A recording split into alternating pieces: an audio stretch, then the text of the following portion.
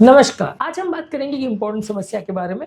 काफ़ी लोग हमारे पास इस समस्या से पीड़ित होके आते हैं कि उनको चलने में थकान का महसूस होता है, थकान होती है चलने में, थाक लगता है या चलने में बहुत ज़्यादा सुस्ती या कमज़ोरी या फटीग होता है। आज हम समझने का प्रयास करेंगे कि इसके क्या प्रमुख कारण हैं। यदि हम कारणों को समझ सकेंगे तो बीमारी के निवारण को समझ सकेंगे, इसको मैनेज करना, डील करना, इसको ट्रीटमेंट करना ज़्यादा ईज़ी होगा। टॉपिक पर जाने से पहले जो लोग हमारे चैनल पे नए हैं, उन्हें रिक्वेस्ट करूँगा कि चैनल को सब्सक्राइब करें, वीडियोज़ को ज़्यादा से ज़्यादा लाइक और शेयर करें।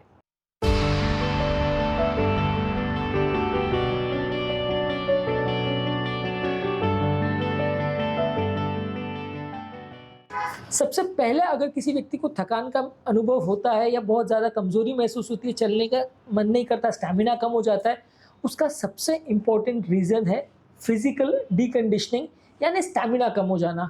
मिडिल एज के बाद अगर किसी व्यक्ति को सडनली ऐसा अनुभव होता है कि चलने-फिरने में उसको ज़्यादा थकान लग रही है, तो ज़्यादातर उसका कारण ये होता है कि लोग लंबे समय से चलना-फिरना नहीं करते हैं, अपना स्टैमिना बढ़ाने के लिए कोई एक्सरसाइज़ नहीं करते हैं।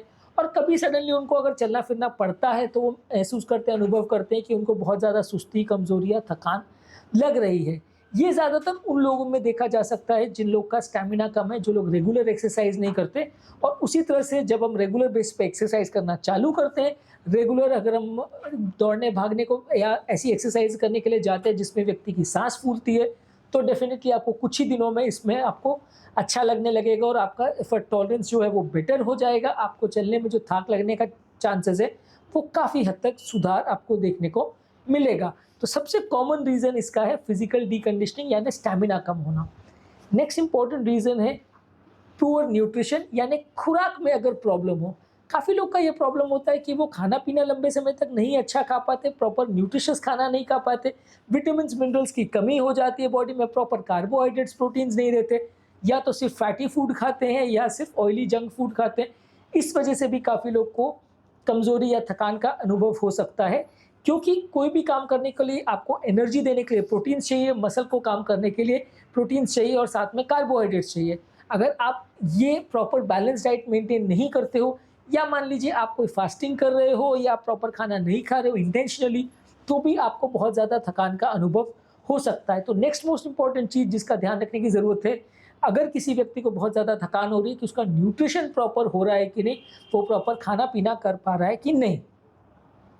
इसके अलावा अगर कोई व्यक्ति प्रॉपर रेस्ट नहीं ले रहा है, तो भी उसको बहुत ज़्यादा थकान का अनुभव हो सकता है। ऐसा इसलिए है कि व्यक्ति को अगर रेस्ट नहीं मिलेगा तो उसकी मांसपेशियों को और उसकी मसल्स को प्रॉपर रिलैक्सेशन नहीं मिलेगा। जब वो काम करने की कोशिश करेगा, तो उसको ज़्यादा थकान लगेगी क्योंकि मसल्स में बहुत ज़्यादा लैक्टिक एसिड भर जाएगा, प्रॉपर उनको न्यूट्रिशन नहीं मिल पाएगा। इस वजह से आपको बहुत ज़्यादा कमज़ोरी का एहसास होगा।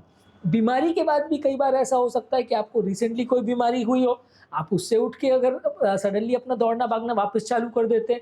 फॉर एग्ज़ाम्पल रिसेंटली अगर आपको एंजियोप्लास्टी वगैरह हुई हो या रिसेंटली कोई हार्ट फेलियर के लिए आप एडमिट हुए हो, वैसे केसेज़ में भी हार्ट अटैक वाले पेशेंट्स में भी आपको सडनली अगर आप चलना-फिरना चालू कर देते हो, तो आपको बहुत ज़्यादा कमज़ोरी का अनुभव होगा। ऐसा इसलिए है क्योंकि उस समय आपका स्टैमिना भी कम होता है, बॉडी उस स्ट्रेस से या उस जो मेंटल और फिज़िकल प्रॉब्लम्स है, उससे निकल नहीं पाती है प्रॉपर्ली। इसलिए आपको तुरंत अगर आप सडनली बॉडी को ओवर स्ट्रेस करने की प्रयास करेंगे, तो आपको बहुत ज़्यादा कमज़ोरी या थकान का अनुभव होगा। इसके अलावा अगला कारण है कि अगर आप बहुत ज़्यादा ओवर ट्रेन कर रहे हैं, कई लोग क्या है वज़न कम करने के हिसाब से या स्टैमिना बढ़ाने के हिसाब से बहुत ज़्यादा दौड़ने भागने की कोशिश करते हैं, बहुत ज़्यादा एक्सरसाइज़ करते हैं। अब ये बहुत ज़्यादा एक्सरसाइज़ करते हैं तो दिन के बाकी टाइम जब आप एक्सरसाइज़ नहीं कर रहे हो, तो आपको थकान और कमज़ोरी का एहसास होगा, आपको बहुत ज़्यादा वीकनेस लगेगी, जो कि ओवर ट्रेनिंग की वजह से आपकी मसल्स में आने वाला फटीग की वजह से होगा। आपकी ओवरऑल परफॉर्मेंस या ओवरऑल कैपेबिलिटी बाकी दिन भर कम रहेगी, अगर आप किसी पर्टिकुलर टाइम में बहुत ज़्यादा एक्सरसाइज कर रहे हो। कुछ मेडिकल कंडीशंस जैसे कि डायबिटीज़ है, खून की कमी है, खून की कमी में भी हार्ट को और शरीर को एक्स्ट्रा काम करना पड़ता है, सेल्स को ऑक्सीजन नहीं मिल पाता। इसलिए हार्ट की कोई भी बीमारी हो, चाहे नली का कोई ब्लॉकेज हो या हार्ट फेलियर हो या हार्ट की कोई कमज़ोरी हो, लंग्स की कोई बीमारी हो, लंग्स की कोई क्रॉनिक कंडीशंस हो, लंग्स में कोई इन्फेक्शन वगैरह हो गया, तो भी आपको कमज़ोरी हो सकती है। इसके अलावा क्रॉनिक फटीग सिंड्रोम एक ऐसी बीमारी है जिसमें आपको लंबे समय तक बिना कारण के कमज़ोरी या सुस्ती का अनुभव होगा। ये बीमारी ही ऐसी है जिसमें आपको बिना कारण के कमज़ोरी या सुस्ती होती है, कुछ साइकोलॉजिकल डिस्टर्बेंसेस की वजह से होती है, एक अलग से टॉपिक में हम इसको डिस्कस कर सकते हैं। लेकिन क्रॉनिक फटीग सिंड्रोम भी प्रॉब्लम हो सकता है जिसमें आपको कमजोरी लग सकती है। इसके अलावा फाइब्रोमाइल्जिया एक बीमारी है जिसमें शरीर में आपको अलग अलग मांसपेशियों में दर्द का एहसास और कमजोरी का एहसास होगा, छूने से भी दर्द होगा। ये बीमारी में भी लोगों को कमजोरी हो सकती है। थायराइड की बीमारियों में भी कमजोरी हो सकती है, थायराइड कम हो या ज़्यादा हो, दोनों की वजह से आपको ज़्यादा कमजोरी या सुस्ती हो सकती है। कुछ दवाओं के साइड इफेक्ट से भी ऐसा हो सकता है।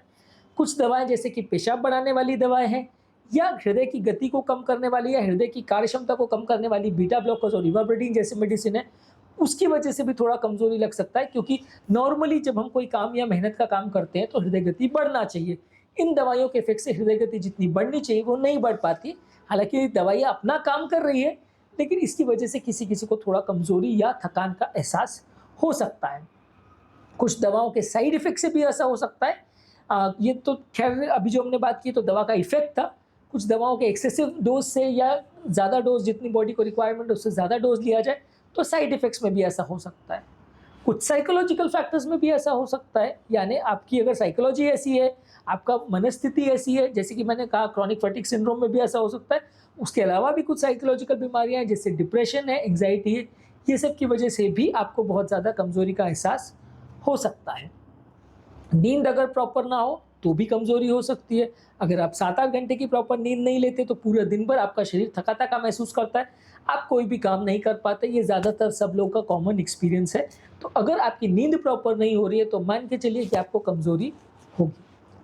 पानी भी अगर शरीर में कम है तो भी कमजोरी लग सकती है। अगर बॉडी का हाइड्रेशन स्टेटस प्रॉपर नहीं है, प्रॉपर पानी आप नहीं पी रहे हैं, कोई भी कारण से जितनी रिक्वायरमेंट है उससे आप कम पानी पी रहे हैं, बॉडी डिहाइड्रेटेड स्टेट में है, तो आपको ज़्यादा थकान महसूस होगी। कुछ एनवायरमेंटल फैक्टर्स हैं जैसे कि बहुत ज़्यादा गर्मी हो, बहुत ज़्यादा ह्यूमिडिटी हो, वैसे एनवायरनमेंट में भी आपको ज़रूरत से ज़्यादा थकान का अनुभव हो सकता है। इसके अलावा बहुत हाई ऑल्टीट्यूड्स पे अगर आप गए हैं या पहाड़ों पर आप हैं जहाँ वातावरण में ऑक्सीजन सप्लाई कम है, वहाँ आपके मसल्स को बहुत जल्दी फटीग होगा क्योंकि मसल्स को प्रॉपर ऑक्सीजन सप्लाई नहीं मिलेगा। तो जो लोग लंबे समय से पहाड़ पर नहीं रह रहे, पहली बार पहाड़ पर गए हैं, और खासकर मैं बात कर रहा हूँ कि 3000 मीटर से ज़्यादा ऑल्टीट्यूड लेवल्स पर अगर आप गए जहाँ एक्चुअल में ऑक्सीजन सप्लाई कम है, वहाँ आपको ज़्यादा थकान का एहसास होगा। इसके अलावा अगर आपकी ट्रेनिंग की इंटेंसिटी बहुत ज़्यादा है और बहुत जल्दी जल्दी प्रोग्रेस कर रहे हैं अपनी ट्रेनिंग में, जैसा कि कार्डियक रिहेबिलिटेशन में कई बार होता है कि लोग कोशिश करते हैं कि हार्ट अटैक के तुरंत बाद 10-15 दिन में ही वो मैराथन दौड़ने लग जाएं। लोग इतनी जल्दी अपने ट्रेनिंग को जल्दी एडवांस करने की कोशिश करते हैं, वैसे लोग को भी ज़्यादा कमज़ोरी का एहसास हो सकता है, ज़्यादा उनको वीकनेस हो सकती है। इसके अलावा कुछ इमोशनल फैक्टर्स की वजह से भी हो सकता है। अगर आपका मन उदास है, आप कुछ काम नहीं करना चाह रहे, तो भी आपको कमज़ोरी रख सकती है। कुछ बीमारियों की वजह से जैसे कि किडनी की बीमारियां हैं, ऑटो इम्यून डिजीज है, इस तरह की बीमारियों में भी थोड़ा कमज़ोरी का एहसास हो सकता है, आपको चलने में फिरने में थकान का अनुभव हो सकता है। तो आज के टॉपिक का समरी ये है कि यदि किसी व्यक्ति को कोई ऐसी बीमारी है जैसे कि बीपी, शुगर, कोलेस्ट्रॉल है, ब्लॉकेजेस की बीमारी है, हार्ट की बीमारी है, लंग्स की बीमारी है, खून की कमी है, तो डेफिनेटली आपको थकान होगी। बहुत ज़्यादा अगर आप ओवर ट्रेन या काम कर रहे हैं, मेहनत कर रहे हैं, तो भी थकान होगी। प्रॉपर न्यूट्रिशन नहीं ले रहे हैं तो भी थकान होगी। नींद अगर प्रॉपर नहीं ले रहे हैं तो भी थकान का एहसास हो सकता है। हाइड्रेशन अगर प्रॉपर नहीं हो तो भी ऐसा हो सकता है। इसके अलावा अगर आप प्रॉपर खाने पीने का ध्यान नहीं रख रहे और प्रॉपर बॉडी का ध्यान नहीं रख रहे, कुछ साइकोलॉजिकल फैक्टर्स और साइकोलॉजिकल बीमारियों में भी आपको ज़्यादा थकान या कमज़ोरी का एहसास हो सकता है। तो आज के टॉपिक में हमने बात करी कमज़ोरी या एक्सेसिव फटीग के कारणों के बारे में। यदि इन कारणों का हम ध्यान रखेंगे तो बीमारी से लड़ना और बीमारी को डायग्नोज करना, ट्रीट करना काफ़ी आसान होगा। टॉपिक एंड करने से पहले जो लोग हमारे चैनल पर नए हैं उन्हें रिक्वेस्ट करूँगा कि चैनल को सब्सक्राइब करें, वीडियोस को ज़्यादा से ज़्यादा लाइक और शेयर करें ताकि ये ज़्यादा से ज़्यादा लोगों तक पहुँच सके। और अंत में मैं डॉक्टर नवीन अग्रवाल तहे दिल से आपका शुक्रिया अदा करूँगा कि आपने इस वीडियो को एंड तक देखा।